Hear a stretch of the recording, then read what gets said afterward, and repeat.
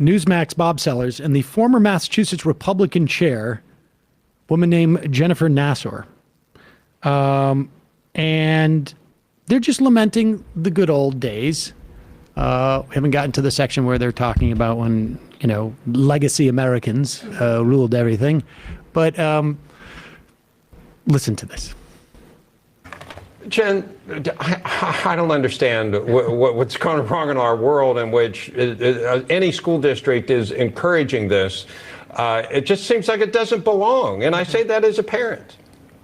Right. You and I are in the room with, I think, every other parent, right, who says, first of all, one, do not introduce this stuff to my kids. They get enough information and everything is age appropriate. And it is up to me to decide when I want to disseminate that information to my children and not for anyone else. And pause it for one thing. We should just also say the deep narcissism of this is unbelievable. The idea that there is you've got little kids being taught about kink and BDSM is just absurd. They're not doing this. This is not happening in these schools. They're just complaining about it existing, period. Really, again, when you hear about these don't say gay bans, it's not about there are curriculum that are showing sex photos to 6-year-olds. It is teachers just saying, I am not straight. Or mentioning my wife or my husband.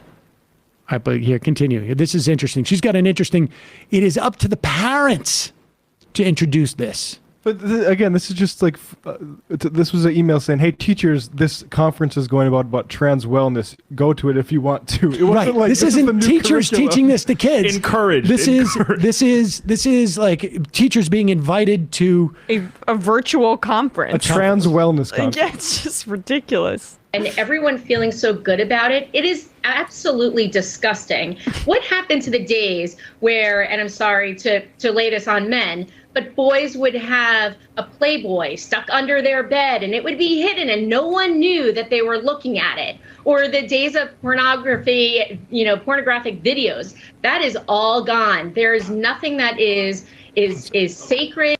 I mean, if that's what you're into. Well, wait a second. This is up to the parents to decide.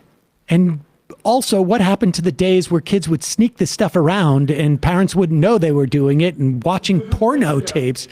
First off, wait till she hears about incognito mode on your browser. But it doesn't track with what she's saying. She's saying there's a parent's responsibility, and she's lamenting the times where kids had to find this stuff out with them by themselves without anybody telling them.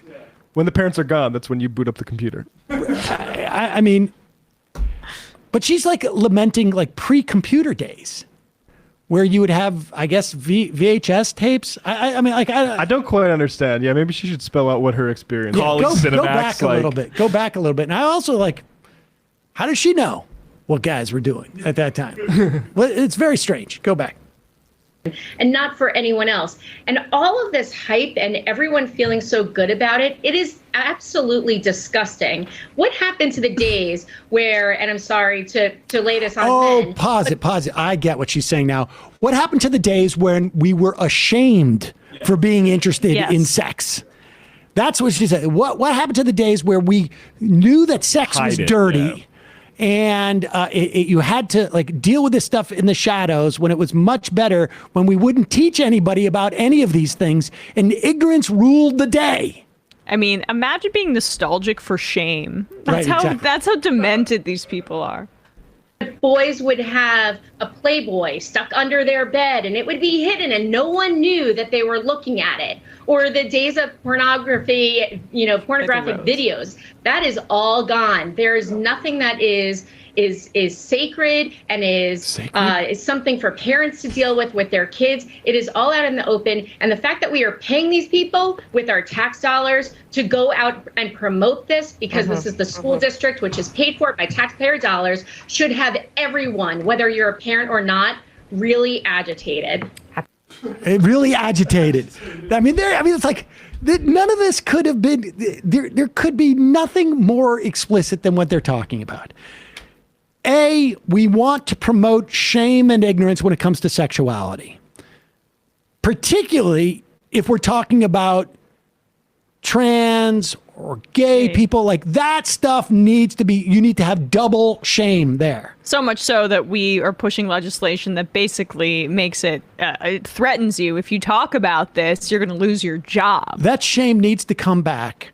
Also, while they're ashamed and hiding their stuff, that's in the parents' purview, which of course the parents wouldn't know if they're hiding it, right? I mean, so the parents really don't have any responsibility. Yeah, she just wants to find the Playboy under her son's pillow and look at it with. I'm so proud of you. A glisten and a tear look at in how her eye. shamed you are about masturbation. That's so good. This is when something was sacred. But then she doesn't realize that she is not, the vernacular she slips into is not of a parent that's concerned about this. It is of a political operative who's saying we need to have our voters agitated so that they come out. That's what's going on here. I mean, it really is super, super explicit. And again, there was just a bulletin on the email list saying this trans wellness conference, which is the largest trans wellness conference in the world, is my understanding, is happening, and you can go to it if you want to. Voluntarily.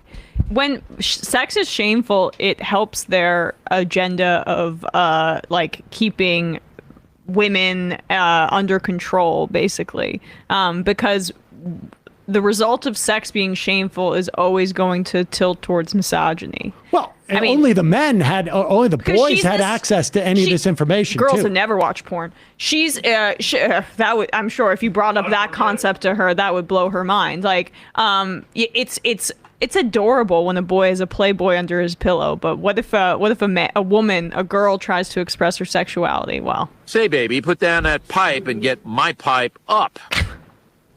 That's Bill O'Reilly. That probably made her head explode.